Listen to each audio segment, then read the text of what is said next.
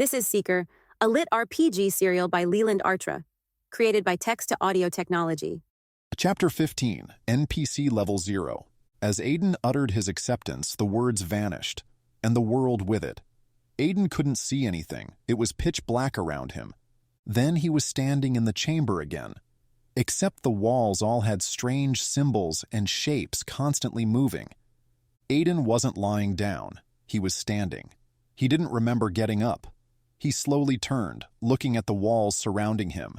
He stood in the center of the glowing magic circle made of the unknown symbols. After turning completely around, he realized there was no doorway out.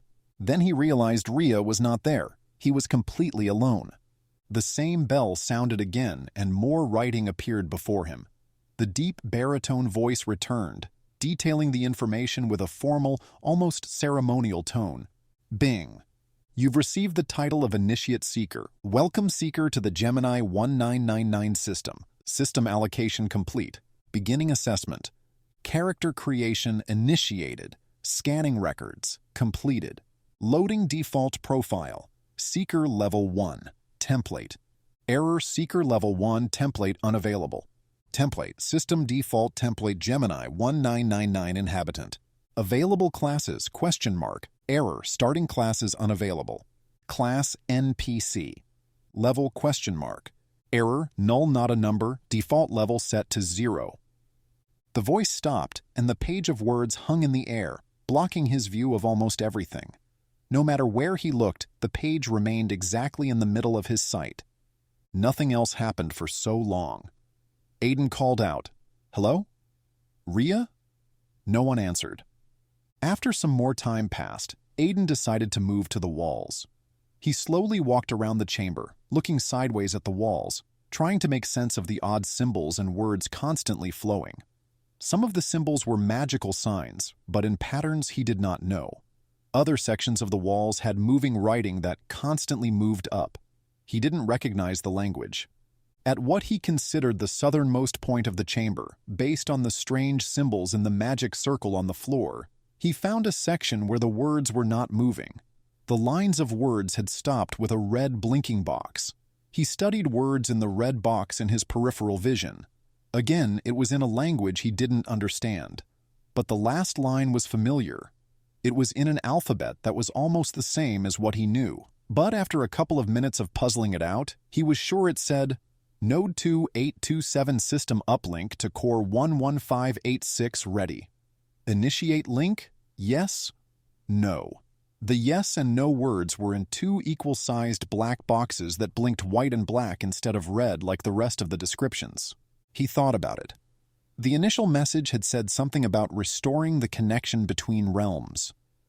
Was this what Rhea's partner had been trying to do? He said yes. Nothing happened, so he reached out and touched the flashing yes on the wall. The wall came to life. More words flew by. A new voice came. It sounded like a middle-aged woman who had just woken up. Gemini 1999 substrate interlink to Core 11586 active. Provide your command authorization, she said. Aiden had no idea what she meant. Words continued to move from the floor to the ceiling at a blurring speed. He looked around using his peripheral vision as the white page of words was still blocking most of his line of sight. All parts of the room were changing at a dizzying speed. I said provide your command authorization, the female voice asked again, sounding more alert. I don't know what that is, Aiden said. Engineer, who are you? How'd you get into this node? I'm Aiden, the apprentice blacksmith of Lapidara, Rhea said to say yes. Well, Aiden, it seems you've finished someone else's work. The woman sounded amused. Oh, Lady Empress, I just found the logs. It. I still don't know who I am. Okay, Aiden. I do see one of the problems and we need to move fast. Let me push this through here. What are you doing? She cut off. Aiden waited a little bit without hearing anything.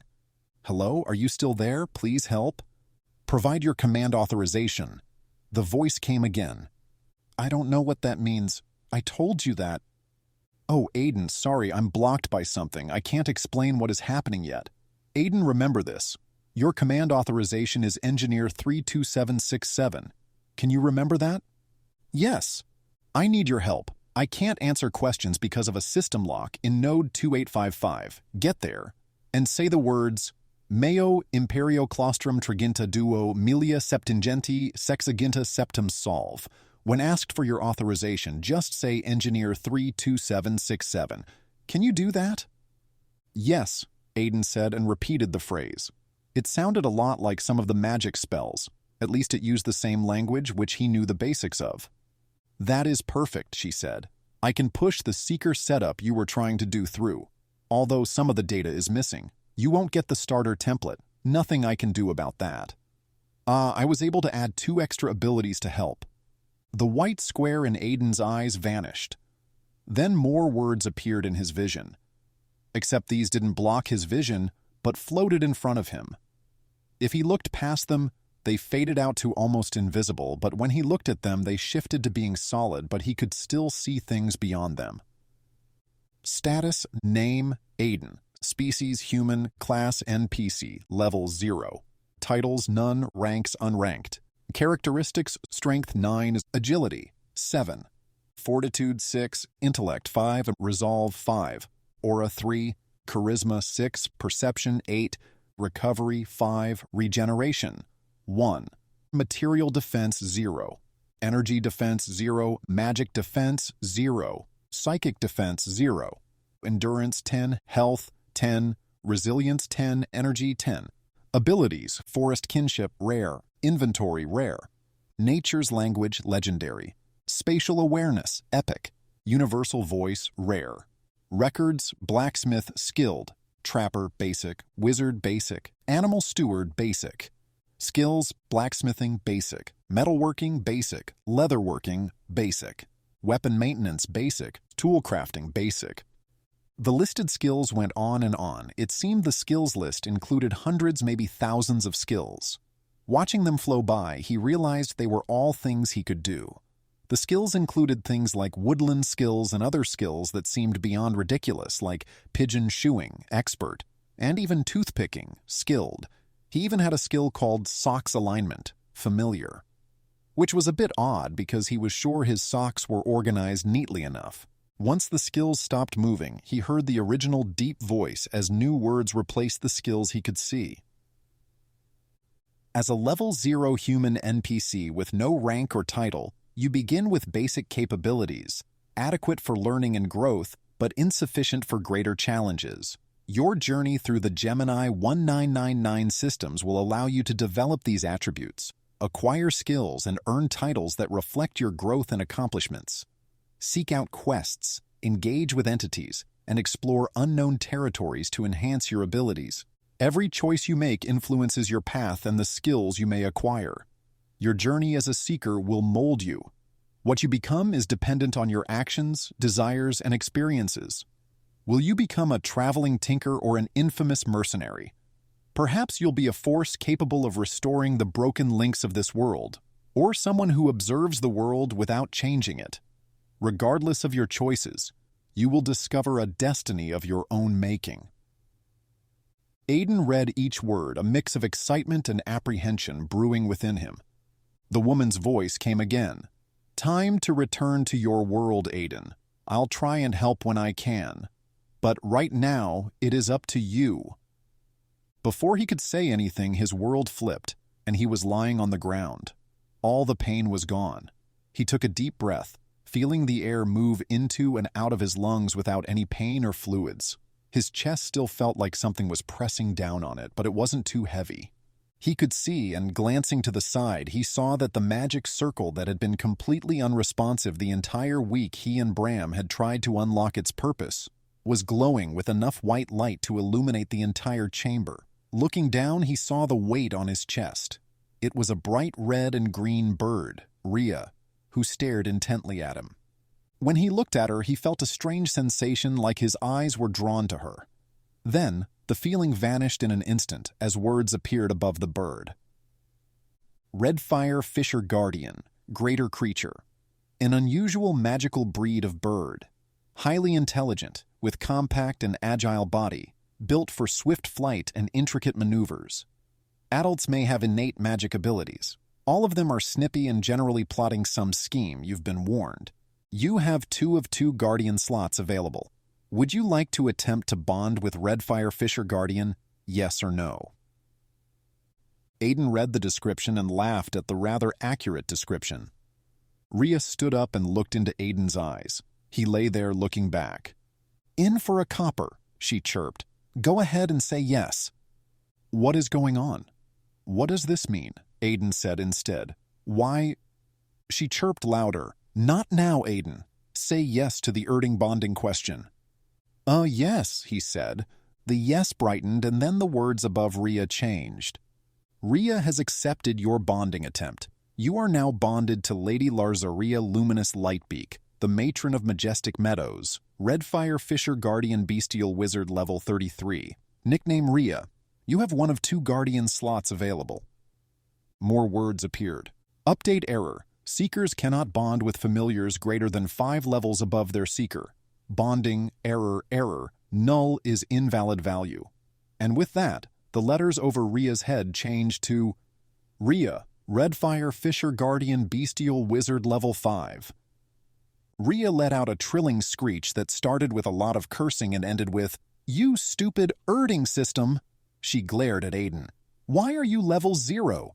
And how could you initiate a bonding below level 10? Aiden chuckled. That really is your name. Rhea stopped her tirade of cursing to glare at Aiden. Really, that is what you are focusing on? The doors burst open, and the shadow-black form of the giant wolf stepped into the chamber. The wolf growled and woofed, but Aiden could clearly understand it. I was leading them away when that Cassian fellow started cursing, and he ordered the soldiers to spread out and start searching for ruins. How close are they? Rhea asked in her bird chirps. Not too close, but they'll find this place by tomorrow or maybe the next day. Aiden, get your stuff, Rhea chirped. But Aiden was staring at the words that had appeared over the wolf when he'd focused on her. Shadow Wolf Guardian, Greater Creature. Shadow wolves are a magical breed of dire wolves. These powerful creatures are pack animals by nature and can move through the shadows of forests like ghosts. They are intelligent, stealthy, and dangerous. If you see one, there are probably 6 more ready to take you down from your own shadow. These creatures gain intelligence over time and can live for hundreds of years. You have 1 of 2 guardian slots available. Would you like to attempt to bond with Shadow Wolf Guardian? Yes or no? Aiden didn't say a thing, but inside, he knew that Rhea and this wolf, Gigi, had been working to help him, and they clearly knew more than he did about what was going on.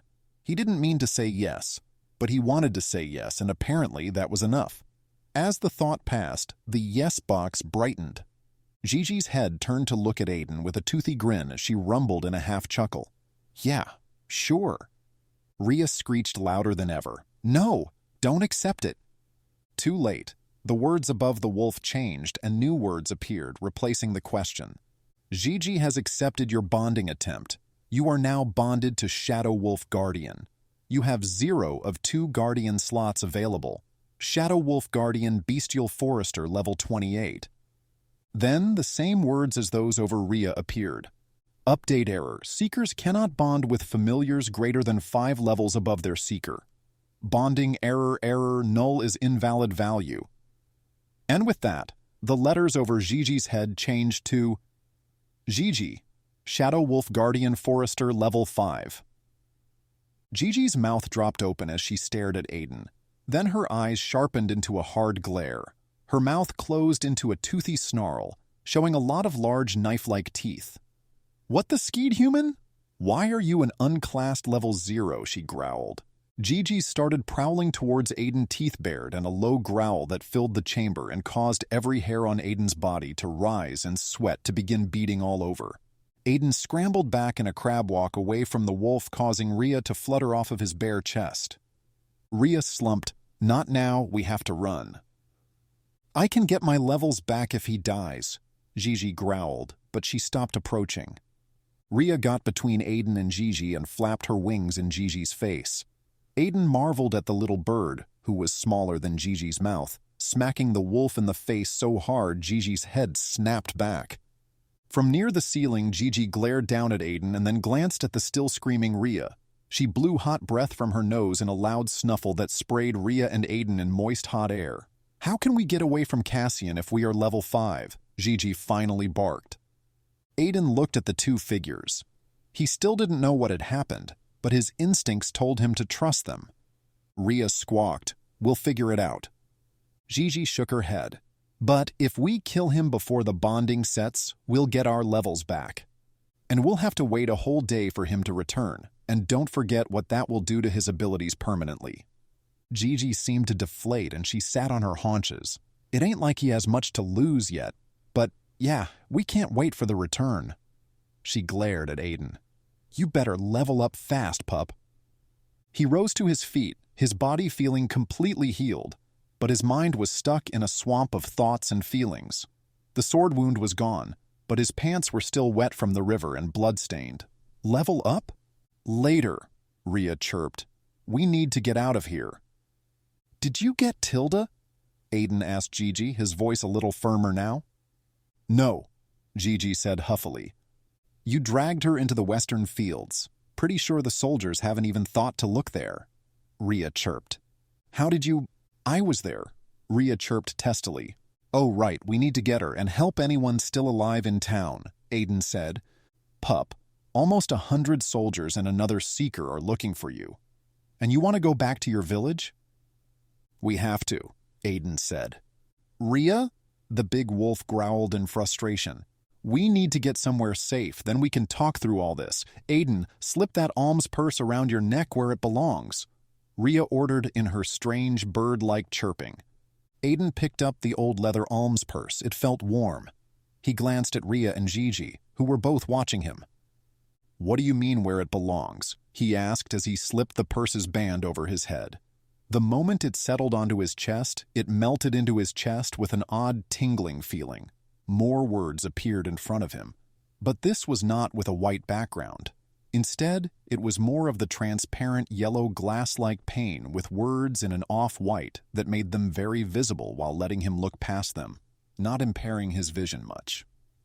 "Bing, inventory restored."